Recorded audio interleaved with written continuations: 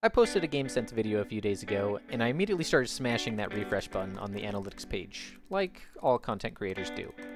And I got a comment as my finger was about to give out. Lewis the G Top G.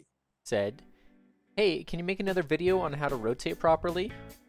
And I was like, "Of course, Pumpkin. Any specific challenges that you face?" And he didn't quite reply, maybe because I called him Pumpkin. I don't know. Anyway, I was just thinking of all the dumb ways that I could start this video, and I couldn't come up with something good, so I'm just gonna jump right into it. For I am Lennox of the Dumbees clan, dumb for short, and I will guide you in the ways of getting good and sucking less. We will cover the reasons why rotations are beneficial, when to do them in your games, and I'll show you some practical examples.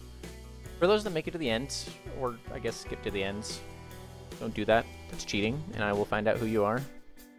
For the non-cheaters, I'll show you the secret sauce so that you and your buddies will be able to make your enemies start reacting more like this. There's no way! How did he get up there so fast? Fucking swear this man was just below me. Lennox, bro. The primary reason that you're going to want to outflank or outmaneuver your opponent is that it takes information away from them. It puts them in a situation where they have to make decisions with very little information, and they're also open to surprise attacks. Like this! I mean, you see what I did there? I surprise attacked you. Haha.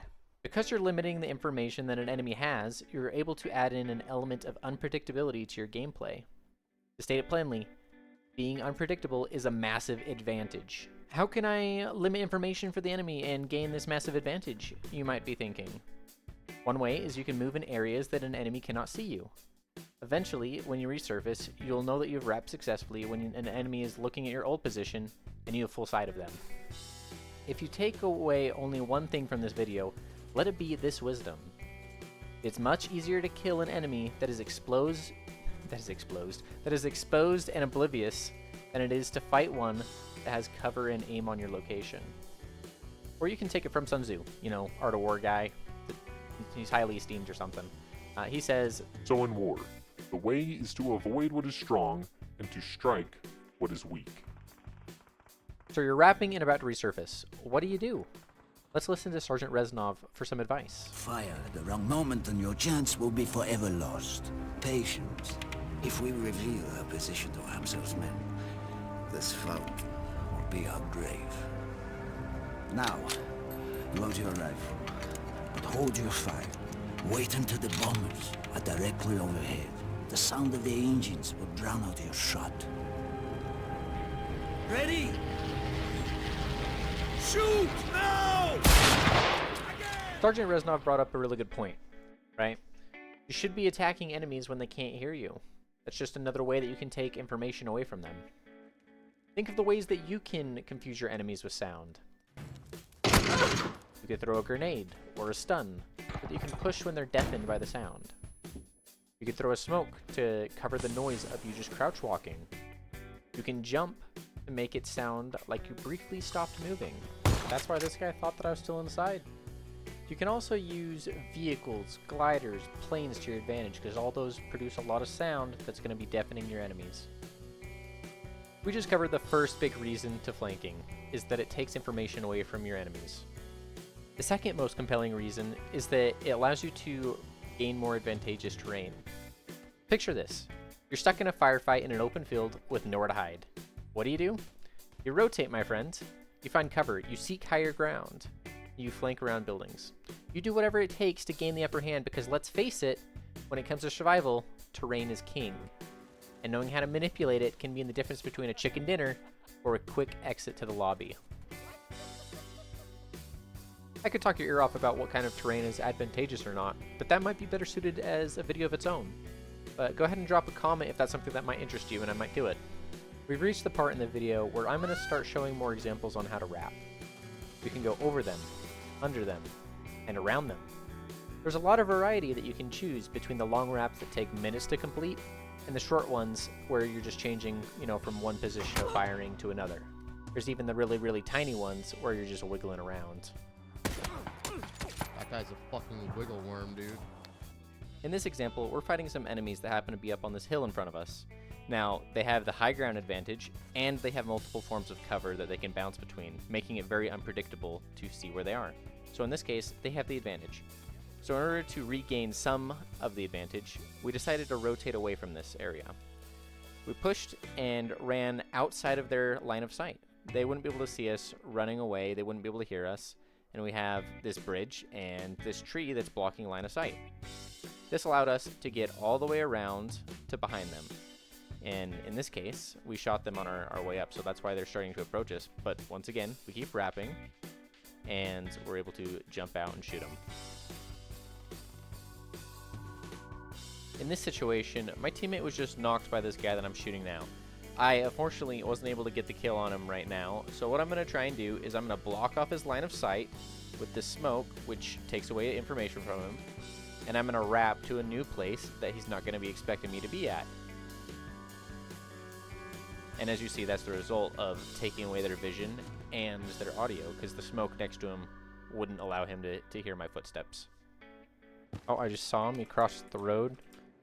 Now, this is just another situation where we're just leaving the stadium after that fight that you just saw, and we see this team that ran across the street. So after we hit him a few times, we know that he's very likely to be healing. So I rotate a little bit so he's not expecting me to be where I am, and I see if I can find him from this current position. Unfortunately, after peeking here for quite some time, I make a really risky play because he hasn't been peeking. Right now, I'm in the danger zone, but he doesn't know that I'm over here, as of right now. It pays off because I'm able to get to cover and be to his 90 degrees while my teammate is still where I was shooting him from. So this increases our lines of sight on the enemy, and I'm still the surprise that he's going to find out. So, first, he doesn't know I'm here. Second, I'm going to blow up his ears with these grenades. Third, I'm going to push up and shoot him when he's trying to retreat. So in this endgame, we have two separate teams in this tiny little circle. The most prominent ones are the ones down the hill by the smoke that you're looking at. Because our team is in the buildings, the last ones remaining, and we're making a lot of noise, a lot of the enemies are going to be focused on that area. So I decided to wrap far to the left so that we can get a jump on these enemies. As you can tell, he was not prepared for me, not even looking at me either. Yeah, I think there were guys closer that are real. Yeah, that's the guy that shot me. He's the guy that's closer. The situation is we're getting pushed. They're throwing grenades and I'm throwing a stun back, hoping that their ears are a little bit broken. So I wrap a little bit to the left, trying to be cautious, get some vision, and we noticed that one of them pushed up towards the rock that we were just at. We saw this fire. The fire telegraphs where that person was. And you gotta think, where's this person gonna be looking? He's gonna be looking where he hears shots. So I'm able to sneak up on him and shoot him in the face.